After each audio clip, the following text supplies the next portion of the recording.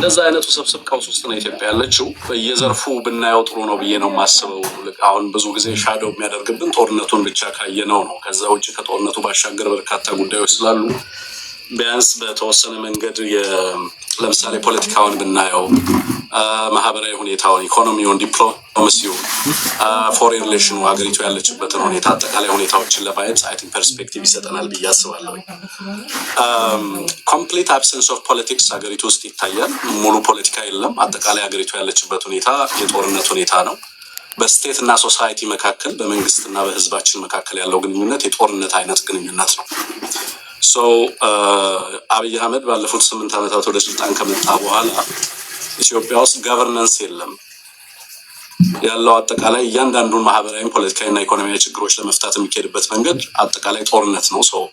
ጦርነት as an instrument of governance መንግስትን ተክቶ አስተዳደርን ተክቶ ሀገሪቱ የምትተዳደርበት ስርዓት ሆኖ የየዕለት የኢትዮጵያ ህዝቦች ግንኙነት በጦርነት ዲፋይንድ የሆነበት ወይንም በጦርነት ሁኔታ ሊገለጥ የሚችልበት ሁኔታ እንዳለ እንረዳለን። የጦርነት ሁኔታው አጠቃላይ የፖለቲካል ፓራሊሲስ ወይንም ደግሞ ሲያሳ ልምሻ የፖለቲካ ድቀት ሀገሪቷ እንዲያጋጥማት ያደረገ መሆኑን ትመለከታላችሁ። ፖለቲካው ኢንስቲትዩሽናሊ ብትመለከቱት፣ አጠቃላይ ፖለቲካ ምህዳሩን ስትመለከቱት ምንም አይነት ፖለቲካ አለ ሀገሪቱ ውስጥ ሊባል ለምሳሌ ፖለቲካን ዲፋይን ልናደርግ የምንችልባቸውን ሁኔታዎች ብንመለከታቸው ምርጫውን ጨምሮ አብዛኞቹ ሂደቶች ሀገሪቱ ውስጥ ያሉ ሁኔታዎች ምርጫውም ጭምር በጦርነትና በጦርነት ሁኔታ ውስጥ የሚካሄድ ናሽናል ዳያሎግ ተብሎ የሚካሄደውም ሁኔታ እንደዛ አይነት በጦርነት ሁኔታ ውስጥ የሚካሄድ ሆኖ ተመለከቱታላችሁ ማለት ነው። አልቲሜትሊ ፖለቲካ ሀገሪቱ ውስጥ ፋንክሽን ማድረግ እንዳቆመ፣ ፖለቲካ ፋንክሽን ማድረግ ካቆመ ደግሞ የዲሞክራሲ ተቋማት፣ ሌሎችም ተቋማት እና ሌሎች አሰራሮች ሙሉ ለሙሉ ፋንክሽን ማድረግ እንደሚያቆሙ በግልጽ የሚታይበት ሁኔታ መፈጠሩን እንመለከታለን። ፖለቲካው ፌል ስላደረገ አሁን የምናወራው በጦርነት ነው ማለት ነው። የክልሎች ግንኙነት ጦርነትና በጦርነት ሁኔታ ውስጥ ነው ያለው። በሀገሪቱና በጎረቤት ሀገራት መካከል ያለው ግንኙነትም በዛው ደረጃ ሊገለጽ የሚችል እንደሆነ እንመለከታለን ማለት ነው። ከፖለቲካው ስናልፍ ለምሳሌ ኢኮኖሚውን በተመለከተም በተመሳሳይ ኬሽፕት ኢኮኖሚ ነው ሀገሪቱ ውስጥ ያለው። በጣም ጥቂት ካገዛዙና ላገዛዙ ጥገኛ የሆኑ ልሂቃን የሀገሪቱ ሪሶርስ አማስ እያደረጉ ያሉበት፣ በሌላ በኩል ደግሞ በከፍተኛ ደረጃ ድህነት የጨመረበት ነው። ዓለም አቀፋዊ ሪፖርቶችን መመልከት ትችላላችሁ። በከተማም በገጠርም ያለው የድህነት ምጣኔ በከፍተኛ ደረጃ የጨመረበት ሁኔታ እንዳለ ትመለከታላችሁ። ከዛ ውጭ ሀገሪቱ በጣም ሰፊ የሚባል የፖለቲካል ኢኮኖሚ እና ማክሮ ኢኮኖሚክ ሪፎርም ውስጥ እንድትገባ አስገዳጅ ሁኔታ ውስጥ የገባችበት ሁኔታ አለ። ይሄም በተጨማሪ ኢትዮጵያውያን የኢኮኖሚውን ቀውስ በጀርባቸው እንዲሸከሙ ያደረገ የጦርነት ሁኔታው በተለይ ደዋር ፖለቲካ የጦርነቱ ፖለቲካል ኢኮኖሚ ህዝቡን እያጎበጠ በየዕለቱ ሀገሪቱ ውስጥ ያለው የኢኮኖሚ ሁኔታ በማህበረሰቡ ኑሮ ላይ ከፍተኛ ጫና እያሳደረ ያለበት ሁኔታ እንዳለ እንመለከታለን። ከባድ የኢኮኖሚ ቀውስ በሀገሪቱ ውስጥ እንዳጋጠመ መረዳት ይቻላል። ማህበራዊ ሁኔታውን፣ ዲፕሎማሲውን፣ ጂኦፖለቲካውን ስንመለከትም በተመሳሳይ ሁኔታዎች ውስጥ ነው የሚገኘው። ቴዲ ማህበራዊ ሁኔታው ከፍተኛ የሆነ ማህበራዊ ጥርጣሬ በህዝቦቻችን ዘንድ የተፈጠረበት፣ የነበሩንን ሶሻል ፋብሪኮች እየበጣጠሰ ያለ፣ ጥንታዊ ሴቶቻችንን እየናደ ያለ፣ የህዝቦቻችንን አንድነት በከፍተኛ ደረጃ የፈተነ፣ ዜጎች ከቦታ ቦታ ተንቀሳቅሰው መስራት የማይችሉበት፣ አንኤምፕሎይመንት ሬቱ እጅግ ከፍተኛ የሆነበት፣ በጣም በርካታ ሚሊዮን ተማሪዎች ከትምህርት ውጭ የሆኑበት፣ ዜጎች ከቦታ ቦታ ተንቀሳቅሰው መኖር የማይችሉበት፣ አርሶ አደሮች ወደ ሚሊሻነት እየተቀየሩ ያሉበት፣ አጠቃላይ የሶሻል ሰርቪስን በተለይ ደግሞ ማህበራዊ መለኪያዎችን ልንጠቃ ለምሳሌ ትምህርት፣ ጤናና ወዘተረፈን ብንመለከት በየክልሎቹ ያለው ሁኔታ እጅግ አስደንጋጭ በሚባል ሁኔታ እየከፋ ሄደበት ሁኔታ እንዳለ እንመለከታለን ማለት ነው። ዲፕሎማሲውን ብንወስድ ሀገሪቱ ከዚህ በፊት ታወቅባቸው የነበሩ ገለልተኛ የሆኑ ዲፕሎማሲዎች ተቀይረው አሁን ሀገሪቱ ቫዘል ስቴት ወይንም ደግሞ ጥገኛ ሀገር ሆና የሌሎችን ፎሬን ፖሊሲ ጥቅሞች ለማስጠበቅ የምትሰራበት ሁኔታ ያለ እስኪመስል ድረስ የኢትዮጵያ ተቋማትም ጭምር በሌሎች ሀገራት ካፕቸር የተደረጉበት ሁኔታ እንዳለ በስፋት እንመለከታለን። በሀገሪቱ ውስጥ የሌሎች ሀገራት ጣልቃ ገብነት ከኤርትራን ባሻገር እንግዲህ ኤርትራ ነው ቅድም የተጠቀሰው። ከዛ ውጭ ግን የገልፍ ሀገራት በተለይ ዩናይትድ አረብ ኤምሬትን ጨምሮ ሌሎች በርካታ ሀገራት በኢትዮጵያ ውስጥ ቀጥተኛ ተሳትፎ እንዲኖራቸው የሚያስችል ነባራዊ ሁኔታ ሀገሪቱ ውስጥ እንዲፈጠር ሀገሪቱ ከምንጊዜውም በላይ ተጋላጭ እንድትሆን የሆነበት ሁኔታ እንዳለ በግልጽ እንመለከታለን። ተጋላጭነቱ አሁን ብዙ ጊዜ ጂኦፖለቲካው በኢትዮጵያ ቀውስ ውስጥ ቀጥተኛ ተጽዕኖ እንዳመጣ አገዛዙ ብዙ ጊዜ ትርክት ሊያቀርብልን ይሞክራል። ግን አብዛኛው የኢትዮጵያ ችግር ዋነኛ መሰረቱ ሀገሪቱ ውስጥ ያለው ፖለቲካዊ ቀውስ ኢትዮጵያ ጂኦፖለቲካሊ ቨልነራብል እንድትሆን ወይንም ተጋላጭ እንድትሆን ያደረጋት ነው። በዚህም ምክንያት በርካታ ሀገራት ከየትኛውም ጊዜ በላይ የሚፈልጉትን ነገር በኢትዮጵያ ውስጥ ለማሳካት የሚያስችላቸውን እድል እንዲያገኙ የፈቀደ መሆኑን እንመለከታለን። አሁን ያለው አገዛዝ የሚመጣውን ማንኛውንም አይነት ሁኔታ ሊቋቋም የማይችልበት ደረጃ ላይ በመድረሱ ምክንያት የፈለገው ሀገር ኢትዮጵያ ላይ ጥቅሙን ለማረጋገጥ የሚያስችልበትን እድል የሰጠው መሆኑን እንመለከታለን። ኖ ማለት የማይችል አገዛዝ መሆኑን አልፎ ተርፎም እጅግ አደገኛ በሆኑ ቀጠናውንና ዓለም አቀፋዊ ጦርነትን ሊጋብዙ በሚችሉ ቀጠናዊ ትርምሶች ውስጥ ፕሮክሲ ሆኖ ሲሰለፍ ትመለከታለን። ከዛ ውጪ የጦርነት ሁኔታው ነው። ጦርነቱ በጣም በርካታ ፍሮንቶች ናቸው።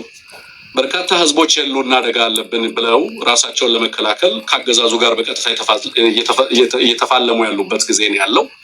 የቡድን መብቶች ከምን ጊዜውም በላይ አደገኛ ሁኔታ ውስጥ የገቡበት ሁኔታ ነው ያለው። በበርካታ የሀገሪቱ አካባቢዎች ዌር ፋይቲንግ መልቲፕል ዋርስ፣ ግን ደግሞ ጦርነቶቹ ዞሮ ዞሮ ከአገዛዙ የሚመነጩ ጦርነቶች ሆነው አብዛኞቹ ኃይሎች የህልውና አደጋችን ምንጭ የሚሆነው አገዛዙ ነው ብለው ሁሉም ጸረ አገዛዝ ትግል ወደ መታገልና እነዚህ የትግል ኃይሎችም ቢፈልጉትም ባይፈልጉም ስትራቴጂካሊ የጸረ አገዛዝ ትግሉ አላይመንት ውስጥ እንዲገቡ እያደረጋቸው አስገዳጅ ሁኔታ እየተፈጠረ እንዳለ እንመለከታለን።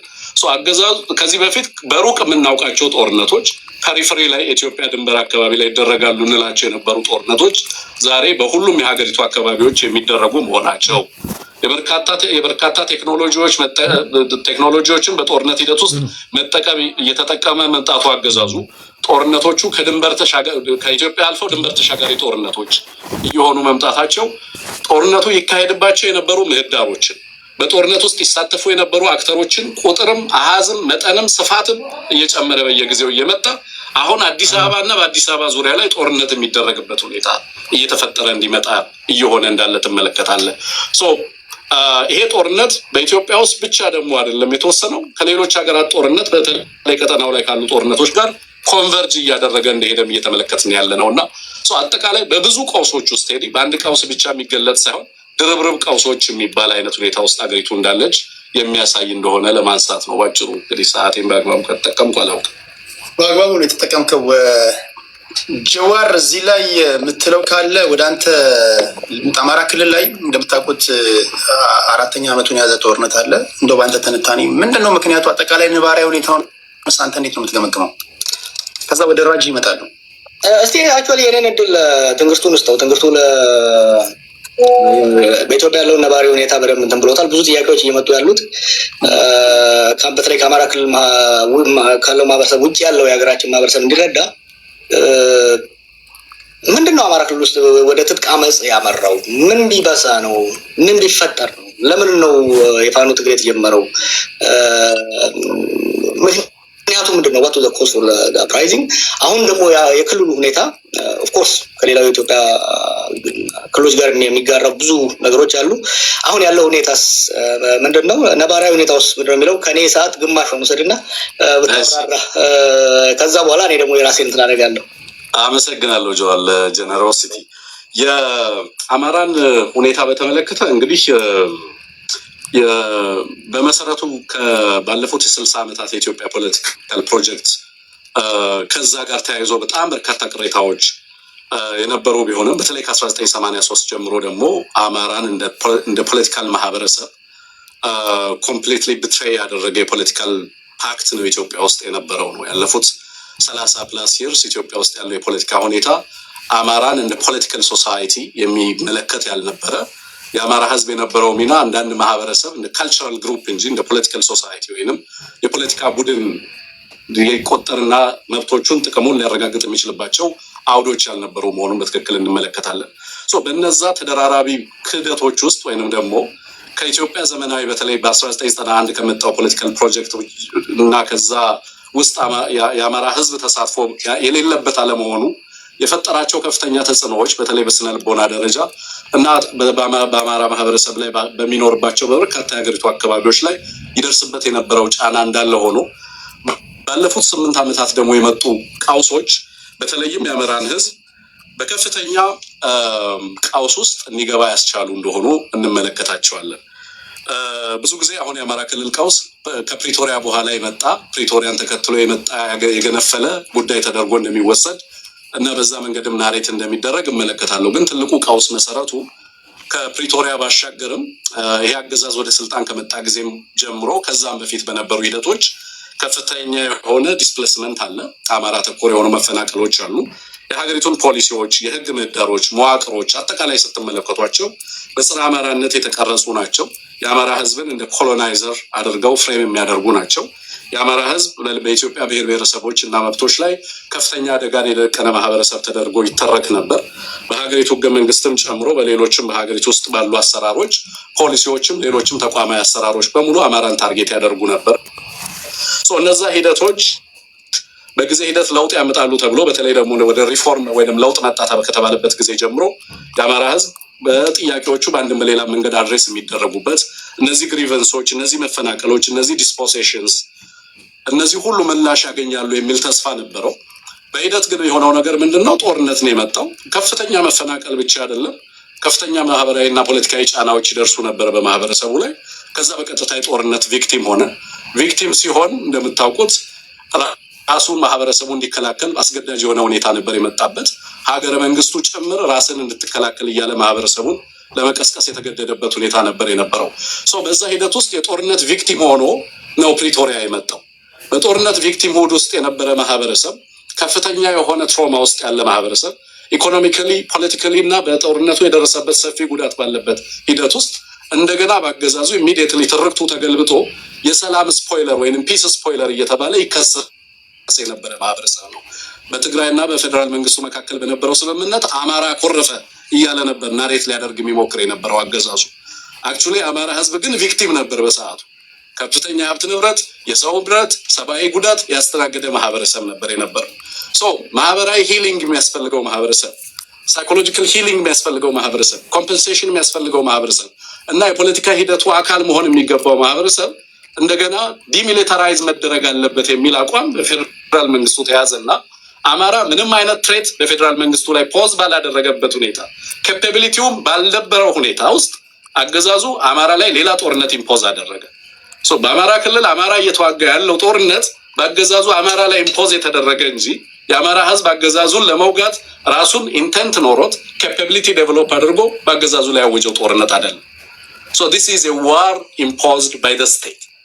የአማራ ህዝብ በዚህ ሂደት ውስጥ ፐርሲቭድ የነበረውን በተደጋጋሚ ፐርሲቭድ የነበረውን ከኢትዮጵያ ፖለቲካና በኢትዮጵያ ፖለቲካ ማህደር ይደርስብኛል ሊል የነበረውን ጉዳት በቀጥታ በተጨባጭ ስጋቱን አገዛዙ በክልል ውስጥ ይዞ ገብቶ በየአካባቢው አሁን በአማራ ክልል ኦልሞስት በሁሉም ቀጠናዎችና ቀበሌዎች ጦርነት እንዲደረግ አስገዳጅ ሁኔታ እንዲፈጠር ሆነ ማለት ነው። በዚህ ጦርነት ውስጥ ያለፉት 3 ዓመታት ጦርነቱ እንዴት የሀገሪቱን ፖለቲካ ሼፕ እንዳደረገው፣ ኢኮኖሚውን ሼፕ እንዳደረገው፣ ጂኦፖለቲካውን ሼፕ እንዳደረገው የምትመለከቱት ነው። ከዛ አልፎ አሁን ኢትዮጵያን እና ኢትዮጵያ ውስጥ የነበሩትን ሎካል ኮንፍሊክትስ ወደ ሪጂናል ኮንፍሊክትስ እየቀየረው እንዳለ ትመለከታላችሁ ማለት ነው። በዚህ ሂደት ውስጥ በአማራ ህዝብ ላይ ምንድን ነው ያለው? አሁን አማራ ህዝብ ምን ውስጥ ይገኛል የሚለውን መቼም ከእናንተም በላይ የሚያውቀው አለ ብዬ አላስብም።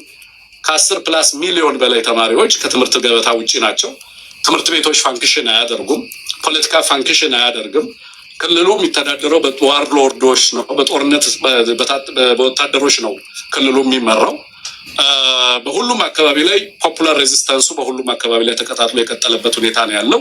በዚህም ምክንያት ኢኮኖሚካሊ፣ ፖለቲካሊ፣ ሶሻሊ ማህበራዊ ቀውሱ፣ ስነልቦናዊ ቀውሱ በማህበረሰቡ ላይ ከፍተኛና እጅግ አደገኛ ደረጃ ላይ እንደደረሰ መቼም የምትገምቱት ነው። በዚህ ሂደት ውስጥ ግን አማራ የፈጠራቸው 2 አቅሞች አሉ። አንደኛው ፖለቲካል ኬፓቢሊቲ ነው። ሁለተኛው ወታደራዊ ኬፓቢሊቲ። ያልነበረን ወታደራዊ አቅም አገዛዙ በአማራ ላይ በማወጁ ጦርነት ምክንያት አማራ ወታደራዊ አቅም እንዲፈጥር አድርጎታል። ይሄም በቀጠናው ላይ ተዋናይ እንዲሆን አደረገው። ሁለተኛ ደግሞ ያንን ጦርነት ለመምራት የተደራጀው ድርጅት ሙሉ ለሙሉ ፖለቲካዊ አቋም እንዲይዝ ወይም ፖለቲካዊ ድርጅት እንዲፈጥር አስችሎት 2 አቅሞችን እንዲፈጥር ዴቨሎፕ እንዲያደርግ በሂደት ያስቻለው መሆኑን ትመለከታላችሁ ማለት ነው። ሀገሪቱ ውስጥ ያለውን ቀውስ በስፋት የአማራ ህዝብ ይጋራዋል።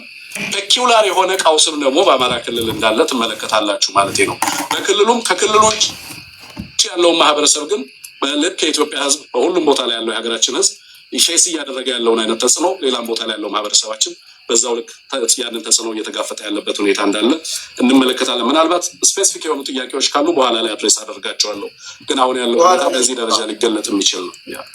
በኋላ ላይ ያሉ አንዳንድ ቀለል ያሉ ጥያቄዎችን እናንተ እንድትሄዱባቸው እኔም ማነሳላችሁ ይሆናል። ኦዲየንሶች እየገባችሁ በትዕግስት ጠብቁ። ከገዢው ፓርቲ ትገባላችሁ፣ ከፋኖ ትገባላችሁ፣ ከኦነግ ትገባላችሁ፣ ከቲፒኤልኤፍ በተቻለ መጠን ምክንያት እንዳትመቹ አድርገን ነው ምንተው። እኔ አልገባውም፣ እኔ ድምፅ እድል አላገኘውም እንዳትሉ ነው የምናደርጋችሁ። በእኔ ተማምኖ ችግር የለውም። በዛ ጆዋር ቀሪውን ደቂቃ ትሄድበታለህ። እስኪ ምን ትላለህ በትምህርቱ ጉዳይ ላይ? ይሄን ነገር ኤክስፕሌን እንዲያደርግ የፈለግኩት ያለውን ነባራዊ ሁኔታ የአማራ ክልሉ ሁኔታ የትራንዚሽኑ ሚስማኔጅ የተደረገ ችግሩ የአማራ ፖለቲካል ክላስ የአማራ ኮሚኒቲ በኢህአዴግ ጊዜም ጥያቄ ነበረው። ያ ጥያቄ እያደገ እያየ ነው የመጣው። በኢህአዴግ ላይ በሚደረገው ትግል ውስጥ አክቲቭሊ ሲሳተፍ የነበረ ክልልና ማህበረሰብ ነው። ዛሬም ፋኖ የሚባለው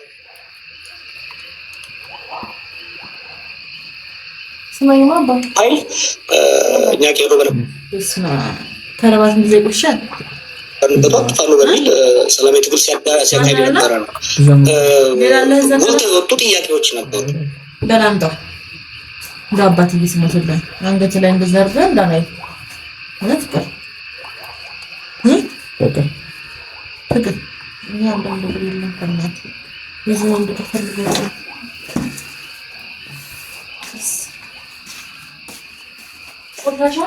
በትክክል የሚያነሳቸው ጉዳዮች በመድረክ ለመፍታት የነበረውን እድል አለመጠቀማችን ነገሮች እየተካረሩ እንዲሄዱ አደረገ። ሁለተኛ በትግራይ ጦርነት ወቅት የነበረው አንደኛ ወደ ጦርነት የተገባበት ሂደት ነገሮች እየተካረሩ የባሰ እየተካረሩ እንዲሄዱ ሄደ። በሶስተኛ ደረጃ ደግሞ የፕሪቶሪያው ሰዎች ብዙ ጊዜ የሚያነሱት ለምንድን ነው 4 ሆነ ተዋግተህ 2 ሆነ ሰላም መፍጠር አትችልም። እጅስ ዳዝን ወርክ። አሁን እዚህ መድረክ ላይ ያለን ሰዎች ከተፈታፈተን በኋላ እኔና ቴዲ ብቻ ሰላም ብናመጣ የተቀረው ምን ሊሆን ነው? እኔና ቴዲ ሌላውን ለመውጋት ፓክት ፈጠርን ማለት ነው። ከዚህ ጋር ነው ተያይዘው እየመጡ ያሉት እና አፕሪሼትድ አልተደረገም። ጊዜን ለምንድን ነው የሰጠሁት ለትምህርቱ አማራ ክልል ላይ ይሄ ጦርነት ያመጣው ዲቫስቴሽን ባለፉት ዓመታት በወለጋ፣ በሸዋ፣ በጉጂ፣ በኦሮሚያ ክልል ውስጥ የነበረውን በደንብ አፕሪሼት እንዳልተደረገ እዚህ ክልል አፕሪሼት አልተደረገም። 10 ሚሊዮን ተማሪ ከስራ ገበታ ወጣ ማለት በእድሜ የደረሰው ወደ ጦርነት የሚገባው በእድሜ የደረሰው ከ15 ዓመት በላይ ከሆነ ወደ ጦርነት የሚገባው የተቀረው ደግሞ ወደ ፕሮዳክቲቭ የማይሆን ዜጋ ነው እየተቀየረ የሚሄደው ማለት። ይሄ የአማራ ክልል ወይም የአማራ ብሔር ችግር ብቻ አይደለም፣ ሀገራዊ ቀውሱን አሁን ካለው የበለጠ እየጨመረ የሚሄድ ጉዳይ እና ከብዙ ነገሮች ሞክረናል። አይ ቲንክ ትምህርቱ ስትሳተፍ ነበር መሰለኝ። ለውጡ እንደመጣ አካባቢ የኦሮሞና አማራ ምሁራን ውይይቶች በሀገራዊ ደረጃ ብዙ ነገሮች ጀርመኖችም እየደገፉን ስንሞክር ነበር። ከእስር ቤት እንደወጣሁም አሁን ዲሲ አምባሳደር ያለው ሰው የሰላም ሚኒስትር በነበረበት ብዙ ነገሮች ስንሞክር ነበር። ለእኔ አማራ ክልል የነበረው ግጭት ፕሪዲክትብል የሆነ ሊገመት የሚችል ሊወገድም ወይም ደግሞ ፕሪቨንት ሊደረግ የሚችል ግጭት ነበር። ፕሪዲክተብል ነው። እየመጣ እንደ ጉም እየመጣ የነበረ ነገር ነው። ይህ ከንሲየት ጉም እየመጣ ከሆነ ምንድን ነው የምታደርገው? ያሰጣውን እህል ታወጣዋለህ፣ ወደ ቤት ታስገባዋለህ። እየመጣ ያለ ጉዳይ ነበረ። መፍታት ይቻል ነበረ። ችግሮች ሳይባባሱ መፍታት ይቻል ነበረ። ግን መንግስት የወሰዳቸው እርምጃዎች ነገሮችን እያባባሱ የሄዱ ጉዳዮች ናቸው። በኋላ ላይ እንግዲህ በስፋት እንወያይበታለን። ጊዜያችንን ያው እየተጠቀምን እንድንሄድ ነካ እያደረግን ብቻ ከሄድን በኋላ ላይ በስፋት እነዚህን ጉዳዮች እኔም ትንክርቱም ሌሎችም እንመለስበታለን። ቴንኪው። የምክክር ኮሚሽን እያካሄድ ያለው ምክክር አለ። በዚህ መንገድስ እንዴት ነው ትዝብታችሁ የእናንተ? እሱንም ወደ በኋላ የምናነሳቸው ጉዳዮች ናቸው። ወደ ጦርነቱ ከገባን ከመንግስትም ከተቃዋሚም ጎራ ያሉ ሰዎች የሚያነሱትን እየሰማችሁ ነው። ይሄ የጽምዶ ጉዳይ ሊሆን የሚችል ነገር ነው ወይ? እሱንም እናንተ በገባችሁና በደረሳችሁበት መንገድ ትነካኩታላችሁ። በተለይ ሌሎቻችሁ እንደዚሁ ታፕታፕ እያደረጋችሁ ቆዩ። ወደ ራጁ ነው የሚሄደው። ራጃችን እንደምታውቁት ጸባይ ሰናይ ፖለቲከኛ ነው። ኦሮሚያ ክልል ላይ ብዙ ጊዜ ራጁን ሳገኝ ማነሳለት ጥያቄ አለ። ይህን ጥያቄ ጥያቄ አትቀይርም ወይ ይለኛል። የሆነ ግን ጥያቄ ነው ማነሳለት እዚህ ጉዳይ እዚህ ሶሻል ሚዲያ ላይ የሆነ ግን ጉዳይ አስመልክቶ መጋበዝ ከፈለጋችሁ የምትጋብዙት ራጁ ነው። ሌላ አይደለ ሶሻል ቲክቶክ ላይ ራጁ ለአንተ ማነሳለን እንደ መንደርደሪያ እንዲሆነ 1974 የተመሰረተው ኦነግ አሁን ድረስ የተታኮሰ ነው ከመንግስት ጋር ጥያቄያችን አልተመለሰም የሚሉ የመታገያ አጀንዳዎች አሉ። አሁን በአንተ ትንታኔ ኦነግ የሚያደርጋቸው ትግሎች አጠቃላይ የኦሮሚያ ህዝብ ነባራዊ ሁኔታ ምን ይመስላል? እስኪ እሱን ንገረን። ጥያቄውም አልተመለሰም ብለህ ታስባለህ? እንደው ለመንደርደሪያ እንዲሆነ ነው እና 9 ደቂቃ አለ። እንትኑን ይሄ ምንድነው ሴቲንጉን ስትቀያይሩት ግራ እንዳያጋባን ምንድነው የምታደርጉት? ጀዋርን እዛ ፊክስ አድርጉት አየር ላይ። ከዛ እኔን ከጀዋር ጎን አድርጉኝ እና ተናጋሪዎች ሲመጡ እኔን ወደ ታች ታወርዱኝና ተናጋሪን ወደ ላይ ከፍታ አድርጉታላቸው ውዥንበር እንዳይፈጠር ማለት ነው። ኦኬ አሁን ከተቻለ ራጁን ወደ እኔ ቦታ ተወስዱታላችሁ። ካልሆነ ግን እዛው አስቀምጡት፣ ችግር የለውም እንዳይተረማመስ ማለት ነው። ራጇችን 9 ደቂቃ አለ። እስኪ አጠቃላይ ኦሮሚያ ክልል ላይ የኦነግን ትግል አስመልክቶ ያንተን ትዝብት ንገረን። አይ ቲንክ 9 ደቂቃ የሀገሪቱን ነባራዊ ሁኔታ እንዲገልጹ ነው ለሁሉም የተሰጠው። ለእኔ ላይ ተጨማሪ የኦሮሚያ ክልል እንትን አነሳ ደቂቃዎች መጨመራቸው ግድ ይላል። ለምን ግዙፍ እንደሆነ ማህበረሰብ ችግራችንም ያን ያህል ስለሚገዝፍ የኔም እይታ ሀገራዊ የሆኑ ጉዳዮች ላይ ወንድሞቼ ያነሱትን የምጋራውን ትቼ የሚጨመር ብቻ እየጨመርኩ ነው የሚሄደው። ዩኖሚኒ ቶፒክ ላይ ብቻ ነው ፎከስ የማደርገው። ከሱ በፊት 1 ደቂቃ እንድትጨምርልኝ፣ አንደኛ እንደዚህ አይነት ሩሞች ቢቀጥሉ ከዚህም በፊትም ስል ነበረ። ሁለተኛ ደግሞ ብልጽግናዎችንም ጋብዟቸው መጥተው እኛ ጋር ቁጭ ብለው እስቲ ያውሩ ያላቸውን እና ብልጽግና የሚባለው በመናብ ዝም ብሎ ከሚቀር ምን አይነት እይታ አለው የሚለውንም ማህበረሰባችን እንዲረዳው መሸሽ ጥሩ አይመስለኝም። አይኖ ውጭ ያለው ኃይል ብልጽግናን መደገፍ እንደ ሽንፈት ስለሚወስድ በሆነ ሽጉጫ ስር ነው የሚደበቀው እና ቢመጡ ደስ ይለኛል። ሌላኛው ስራ ቦታ ስላለው ከተናገርኩ በኋላ ቪዲዮ እየዘጋው እንትን ሲመጣ እንትን ካልኩኝ አንደርስታንድ አድርገኝ የሚል ነው። ለኔ የባለፉት 8 ዓመታት ውስጥ የተደረጉ ነገሮችን የኢትዮጵያ ነባራዊ ሁኔታ ካነሳን ኢኮኖሚካሊ ድሮ ሀብታምና ድሃ ልዩነት የለውም። አንድ እንጀራ ይበላል፣ ወጡ ነው የሚለያየው። ልዩነት አልነበረውም። አፐር ክላስ አለ፣ ሎወር ክላስ አለ። ሚድል ክላሱ ደሞዝተኛ ነው። ደሞዝ ሲመጣ ወደ ሀብታም ይጠጋል፣ ደሞዝ ሲያጣ ሞዴል 66 ይፈርማል፣ ታች ወርዶ እንደ ድሃ ይሆንና አሁን ያለው የኢትዮጵያ ኢኮኖሚ ሁኔታ በጣም የላጠጠ ሀብታም የደሴቷ ሰዎች ጀዋር የሚላቸው ከመንግስት ጋር ተያያዥነት ያላቸው ሳቦቴጅ የሚሰሩ ምንም መኖር የማይችል ለዳቦ የሚኖር ታችኛው ክላስ ነው ያለው ማለት ነው። ሚድል ክላሱ ጠፍቷል። ኢኮኖሚያችን ያንን ነው የሚመስለው። በሀገር ደረጃ ብድር ላለመክፈል ብዙ አይታችኋል። የተለያዩ ሪፖርቶችን በኢኮኖሚ ከሄድክ የሚያመርት ገበሬ የለም።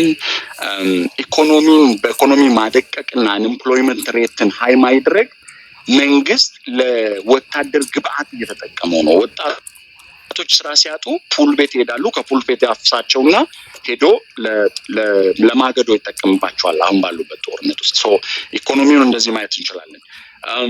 ፖለቲካ የሚባለው የፖለቲካ ምህዳሩ ጠባብ ነው። ምርጫውም ይስሙላ ነው። የተሳተፈውም አስገዳጅ ሁኔታዎችን አምጥቶ ነው እንጂ የፖለቲካ ምህዳሩ የለም። ከፖለቲካ ምህዳር ውስጥ አንዱ ይሄ አሁን ምክክር ኮሚሽን የሚባለው ነው እና እንደ ኦሮሞ ኮንሰፕት ኦላ ያልተሳተፈበት፣ ኦነግ ያልተሳተፈበት፣ ካፋዊ ያልተሳተፈበት ምክክር ኮሚሽን ምን አይነት ሊሆን ይችላል የሚለውን ማየት ይችላል። ሌሎች አካባቢውን ተቃዋሚዎች ያልተሳተፉበትም የፖለቲካ ምህዳሩም ጠባብ ብቻ ሳይሆን ምንም የሌለ የመርፌ ቀዳዳ የሆነ የፖለቲካ ሂደት ያለበት ማህበራዊ ጉዳይ ላይ ብዙ ሰዎች ጦርነትን ያነሳሉ፣ ግጭትን ያነሳሉ። በእኔ እይታ ግን ያ ብቻ አይደለም።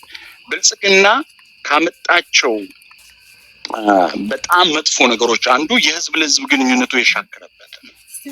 ዛሬ ጎረቤትህ ማን ነው ብለህ በሄር የምትጠይቅበት ደረጃ ላይ ደርሷል ማለት ነው። ማህበራዊ ጉዳያችን የማህበራዊ ሂደቱ እንደዛ ቅድማውን ጀዋር ወጥቶ መግባት የሚል ሰላም ላይ ያነሳዋል።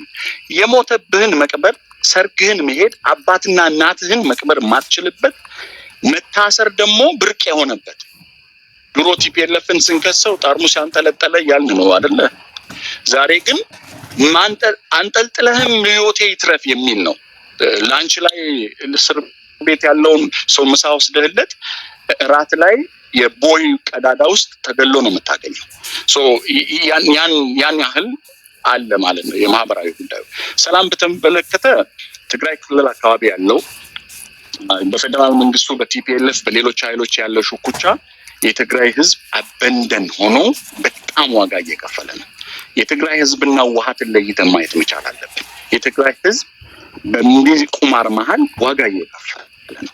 አማራ ክልል አካባቢ ማልገዛቸው ቅድም ወንድሜ ፕሮፌሰር ትንግርቱ ያነሳቸው አንዳንድ ነገሮች ማልገዛቸው አሉ። ግን የአማራ ህዝብም እንደ አማራ ህዝብ በስርዓቱ ተጠቂ ነው እንደ ሌላኛው አካል። ወደ ኦሮሚያ ክልል ስንመጣ በጣም ማንታንሳ እንዳልከኝ ኦሮሚያ ክልል አካባቢ ያለው ፖለቲካው ራሱ የሚወራው የሚጣላውም ሰሜኑ አካባቢ ያለውም ሽኩቻ ሰንተሩ የስበት ማዕከል ኦሮሚያ ናት። የስልጣን በትሩ ስርዓቱም እየተጠቀመ ያለው የስበት ማዕከሉ እዚህ ነው። ይሄ መንግስት ማህበራዊ ጉዳይ ላይ አንድ ካጠፋ ስርዓቱ ካመጣብን ጣጣ ውስጥ አንዱ በኦሮሞ ጉያ ስር ተወሽቆ ሌሎች ህዝቦች ኦሮሞና ኦሮሚያ ላይ ጠላት እንዲሆኑ ገዝቷል። በዚህ ረገድ ኦሮሚያ ክልል አካባቢ ያለው ውስብስብ ኦሮሚያ ክልል አካባቢ የጸጥታ ችግር አለ። በተለይ ድንበር ዘለል የሆኑ ጥቃቶች ምዕራብ ኦሮሚያ ላይ የሚደረገው ሰው መገደል ያለ ነው። ከትናንት በአንገር ጉትን ላይ ሰው ከነ ህይወቱ ከመኪና ጋር ነው የተቃጠለው። ቦኮ ሃራሞች አላደረጉም። ኢንተርፖል ሄደህ ብታነብ ምዕራብ ኦሮሚያ ላይ የሚፈጸም ወንጀል በአፍሪካ አልተፈጸመም። ተነጻጻሪ ሰላም አላቸው የሚባሉ ቦታዎች ባሌ ብትሄድ መደወላቡ ላይ የድንበር ግጭት፣ ቦረና ላይ ብትሄድ ከሶማሌ ክልል እያጋጨ፣ ምስራቅ ኦሮሚያ ብትወስድ፣ ሰሜን ኦሮሚያ ወሎ ላይ ብትወስድ፣ አፋርና አማራ ክልል አካባቢ፣ ሰሜን ሸዋ ጋር ብትወስድ the same thing ኦሮሚያ ክልል አካባቢ እንዳለ ሰላም የሚባል ነገር በጽሁፍ ሁሉ ማያየው ሆኗል ህዝቡ። ለነገሩ ኢትዮጵያን አውድ ስታነሳ ተገላቢጦሽ ነው። ሰላም የሌላት የሰላም ሚኒስቴር ያላት ብቸኛው ሀገር ናት ኢትዮጵያ። ሰላም የሌላት የሰላም ኖቤል ተሸላሚ መሪ ያላት ሀገር ናት። ተገላቢጦሽ ነው። ስለዚህ የኦሮሚያ አውዳዊ ሁኔታን ካነሳ ያን በሌላ በኩል ደግሞ ተያያዥነት ያላቸው ድንበር ዘለል ቅድም ያነሳቸው በዲፕሎማሲ ረገድ በጣም ፌለሪቲ አለ። በዲፕሎማሲው ረገድ ፌለሪቲ የሚያሳዩት ዛሬ ኢትዮጵያ ፕሮክሲ ዋርን የምታስተናግድ ሀገር አያል ሀገር ሆና ያለች ፖሊሲ የምትጠቀሙት የዲፕሎማሲ ፖሊሲ የሰው ደጅ የሚያጠና አድርጎ ዛሬ እና አረብ ኤሚሬት ፕሮክሲ ዋር አድርገው የኛ ልጆች ከአልቡርሃኒ ከሌላ ጎን እየተሰለፈ ሌላኛው ደግሞ ከፈጥኖ ደራሹ ኃይል ጎን እየተሰለፈ ህይወት እየከፈለ ነው ያለው። ያን ደግሞ እንዲያደርግ አንኤምፕሎይመንቱ ኢኮኖሚው አርፏል። ልጆችን እየያዘ ሁለቱም ቦታ እየተደረገ ነው ያለው። ያ ደግሞ የውስጥ ችግርን ሳይፈቱ እየተንጠራሩ የሌላ አገርን ፕሮክሲ ዋር እያካሄዱ አድርገዋል። የቅድም የተነሱት አሁን የሻቢያን የሌሎቹን ሻቢያ ደጅ እንዲጠና ተቃዋሚ የሚያደርገውም እኮ የውስጥ ችግርን መንግስት መፍታት ስላልቻለ ቁጭ ብሎ ከመፍታት የሌሎችን ፕሮክሲ ዋሮችን አስተናጋጅ የሆኑ ኦፖርቹኒቲዎችን ፈጥሮ ስርዓቱ ወደዛ እንዲገባ ተደርጓል። ስለዚህ ኦሮሚያ ክልል አካባቢ ያለው በጣም አሳዛኝ፣ ሌሎች ማህበረሰቦች ደግሞ ባለጊዜ እያሉ እየፈረጁ ማህበረሰቡን ግን የኦሮሞ ጉያ ስር ተደብቆ ስርዓቱ ዋጋ እያስከፈለን ያለው። ስለ ኦነግ ያነሳኸው ኦነግ 1973 ተቋቁሞ ትግል እያደረገ ነው ምንድነው የሚባለውን ኦነግ ሲጀምር የኦሮሞ ህዝብ ከኦነግ በፊት በተናጠል በቡድን ጥያቄ በዛች ሀገር ስላለው ትግል ጀምሯል። ኦነግ ከተደራጀ እንደ ኦነግ የኦሮሞ ነጻነት ትግል ተብሎ ተጀምሯል። እኚህ ሁሉ አውድ አላቸው። እስከ 91 የነበረው ከ91 2018 የነበረው ከ2000 እስካሁን 18 አሁን እስካለ ነው ድረስ በዚህ አውድ ውስጥ እኔ ዜሮ ታይምስ አላደርግም። የኦሮሞ ኦነግና የኦሮሞ ህዝብ ትግል መልስ ያገኛቸው ጥያቄዎች አሉ። ግን ፋንዳሜንታል የሆኑ ዛሬም ለምክክር ቀርቦ ማንም የሚሳለቅበት የድንበር ጉዳይ፣ የቋንቋ ጉዳይ፣ የራስን በራስ የማስተዳደር ጉዳይ፣ የራስን ኢኮኖሚ መጠቀም ጉዳይ ከዚህም በፊት አንተ ስታነሳ ብዙ ጊዜ የተቀለልን የምናነሳቸው አሉ። እነ ጫላና እነ ለሊሳ አምርተው እነማን ኤክስፖርት እንደሚያደርጉ ታውቃለህ። እንደዚህ አይነት ኤክስፕሎቴሽኖች እንዳለ በኢንቨስትመንት ስም አረብ ኤሚሬቶች፣ ተርኮች የባሌን ሰፊ እርሻ መሬት ኦሮሞ የሚጠቀምበትን ማን እየተጠቀመ እንዳለ ታል። እነዚህ ሁሉ የኦሮሞ ጥያቄዎች ናቸው። እኒህ ፋንዳመንታል ጥያቄዎች እስካሁን አልተመለሱም። ስለዚህ እኚህ የኦነግና የኦሮሞ ህዝብ ማታገያ ጥያቄዎች ናቸው። ሌሎች ጥያቄዎች ቅድም ወንድሞቼ እንዳነሱት ትግራይ ክልል፣ አማራ ክልል ያለው ኮመን የሆነ ስርዓቱ ያመጣው የፖሊሲ፣ የማህበራዊ ጉዳይ፣ የፖለቲካ ጉዳይ ጥያቄዎች እንዳሉ ሆነው እነሱም ማታገያ ሆነው ግን በተናጠል ይሄን ነው ኦነግም ትግሉን በሰላማዊ መንገድ አደርጋለሁ ብሎ ያለው ኦነግም በትጥቅ ትግል የኦሮሚያን ጥያቄ መልሳለሁ ብሎ ህይወቱን እየሰዋ ያለ ኦላም የቀረኝ ጥያቄ አለኝ ብሎ እየታገለ ያልናቸው ፋንዳመንታል የሆኑ የኦሮሞ ጥያቄዎች አልተመለሱም ብሎ ነው። ስለዚህ እነዛ ጥያቄዎች አንድ የምጋራው ነገር አንተ ከምታነሳው ፐርስፔክቲቭ አሁን ባለን አውድ ቁጭ ብለን ጥያቄዎቹን መፍታት እንችል ነበረ። መንግስት ግን ቁጭ ብሎ ጥያቄን የመፍታት ፍላጎት የለውም። ንጉስ ከሞተ ኦኬ፣ ንጉስ ከሞተ ጦርነት አበቃ ይባላል። ለዚህ አይደል ኃይለ ሥላሴ ወደ እንግሊዝ የሄዱት? የኦላ መሪዎች አገሪቱ አየር ክልል መንግስት የሚቆጣጠርበት አየር ክልል ውስጥ ሪስክ ወስደው ታንዛኒያ ድረስ ሄደዋል። ስለዚህ የሰላም ፍላጎት አላቸው ማለት ነው። መንግስት የሰላም ፍላጎት ስለሌለው ያ ጥያቄ እኔ ጦርነት ውስጥ ሳይገባ መሳሪያ ሳናነሳ ቁጭ ብለን መፍታት የምንችለውን መሳሪያም እንዲነሳ እያደረገ ያለው መንግስት ለሰላም ፍላጎትና ዊሊንግ አለመኖሩ ነው ብዬ ነው የማነሳው።